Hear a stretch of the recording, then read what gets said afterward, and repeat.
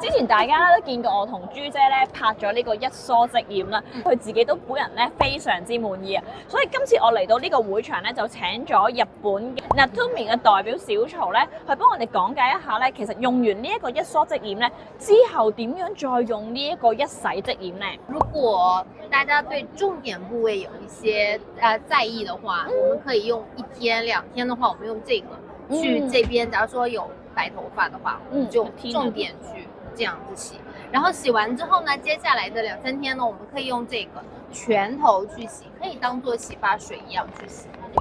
即係做一個保養。即係首先咧，其實用咗呢一個一梳即染啦，用咗1至2日，跟住你覺得哇好靚咯已經，跟住我哋要 keep 色噶嘛，係咪？咁 keep 色咧就係用翻呢一隻一洗即染嘅洗頭水，咁你 keep 翻大概7日到啦，咁你成把頭髮咧就可以 keep 到好長好靚，漂亮。冇錯，後生咗勁多嘅，連我哋香港藝人朱姐都極力推介嘅。